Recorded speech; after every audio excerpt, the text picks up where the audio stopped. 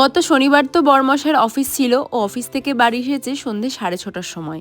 আর তারপরে আমরা দুজন মিলে রেডি হয়েছি আর বেরিয়ে পড়েছি মামার বাড়িতে যাওয়ার জন্য।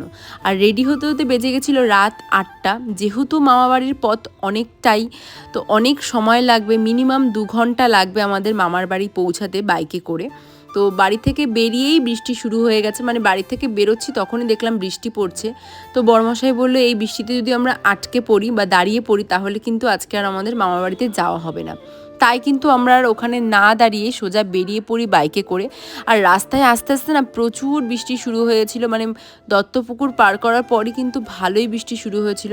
যাই হোক, বৃষ্টির মধ্যে না থেমে ভিজতে ভিজতে কিন্তু আমরা চলে এসেছি কিন্তু হাবড়াতে। আর হাবড়ার মা মনসা এই মিষ্টির দোকানটা ভীষণ ফেমাস।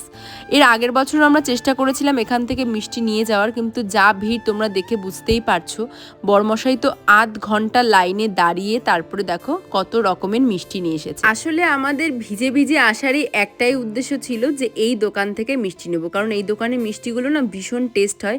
আমরা যখনই বাইকে করে এখান দিয়ে যাই তখনই চেষ্টা করি মিষ্টি একটু বাড়িতে নিয়ে যাওয়ার। এই দোকানের মিষ্টি, আমি তো খুব একটা মিষ্টি খাই না এখন, বাট আমার বর খেতে খুব ভালোবাসে, আমার মা বাবাও খেতে ভালোবাসে অল্প অল্প মিষ্টি।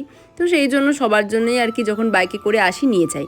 তাই আমরা আজকে বৃষ্টির মধ্যে ভিজে ভিজে এই একটা কারণেই মামার বাড়িতে বাইকে করে এসেছি এই দোকান থেকে মিষ্টি নেব বলে।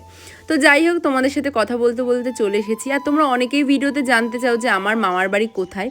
আমার মামার বাড়ি কিন্তু নিমতলা, নগরুকরা নিমতলা, নদিয়া ডিস্ট্রিক্টের মধ্যে পড়ে এটা। মামার বাড়িতে আসার পর আমার এই দুই ভাই বোনের রিয়াকশান কিন্তু একটা থাকেই, সেটা হচ্ছে দুইজনে মিলে একসাথে এসে আমাকে জড়িয়ে ধরবে। এটা সব সময়ের জন্যই করে, যখনই ওরা আমাদের বাড়িতে আসে বা আমরা ওদের বাড়িতে যাই, এটা কিন্তু সব সময়ের জন্যই হয়ে থাকে। আর মা কিন্তু সন্ধেবেলা অলরেডি চলে এসেছে, আর আমাদের তো আস্তে আস্তে বেজে গেছিলো রাত 10টা, মানে 10টার পরে আমরা ঢুকেছি মামার বাড়ি।